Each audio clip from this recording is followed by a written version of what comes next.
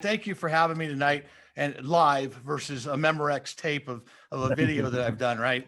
Um, Look, as I've been saying all through 2020, especially after April, the Las Vegas housing market is on fire. It has been an amazing trip as my presidency during the 2020 period.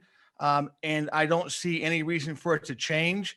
We've been stuck, if you want to call stuck, for our median sales price at $345,000, which was the top of the market it's ever been for the last 3 months. And the biggest issue, and people ask me, well, why did housing blow up during a pandemic, right? And that's because literally we have a housing shortage, and pretty soon it may be that we end up having what they call like an immobilization, because you're not going to sell your house because there's no room or no other house available for you to purchase other than new home, properties. So it's, if you're thinking about doing anything about purchasing property, now's the time to do it, because I can't guarantee 3 months, 4 months, 5 months from now, if you'll have a choice of finding a resale property, you'll probably be stuck fighting with everybody else on new home sales, because that's going to be the only thing that is available, because they're building it, right? You're going to be able to go look at the land and build the dang home versus finding something that's already built for you. So that's the biggest worry that I see. But with that will come even more explosive growth in home values, right? Because supply and demand comes into play, and it's just going to be, or it could be very, very interesting to see. It might almost be like Bitcoin, right? Going from $30,000 to $50,000 overnight. So that's what I have right now. Any questions or comments, concerns? I mean, I can even talk about COVID and the vaccines, and the governor just loosened up our abilities to have more than 25%. We're up to 35%, going to 50%. I have a question here that came in the chat. Somebody's asking about, did COVID or how does it affect the rental market? If I'm looking to invest, am I going to be able to find people to rent my place?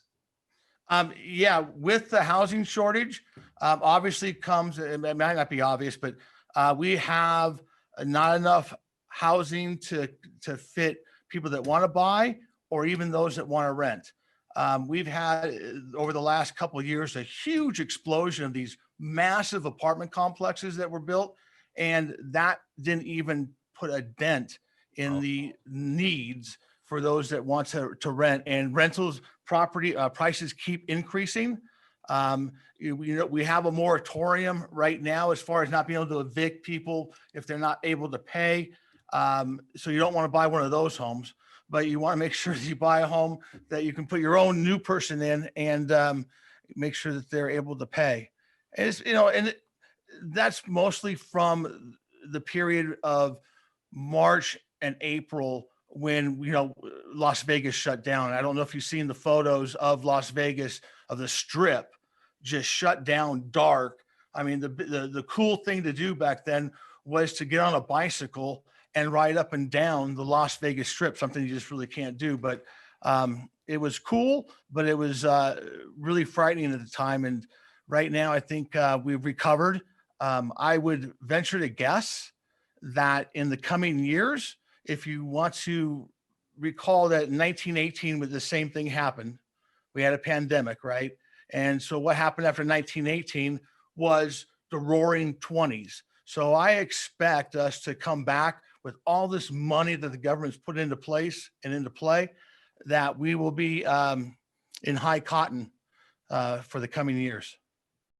So this pertains to the, I guess when the moratorium ends in March, possibly, what are some short-term effects that might happen? I mean, the long-term effects are great as far as I see, but what about the short-term right around the corner? If they do lift it, you're going to see a bunch of people moving all around, right? Because the people that didn't pay are going to get kicked out, and they're going to be looking for another place to rent. And those that have rentals are going to be in the prime spot to really demand, good 2-3 months of a security deposit or more, especially if they've had an issue. Higher rents because, let's face it, they didn't pay before. So it's going to be up to the landlord.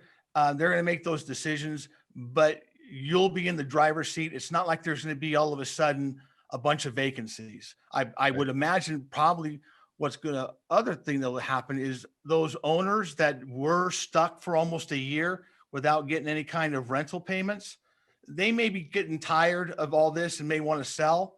So there may be some opportunities there to pick up some good investment properties as well.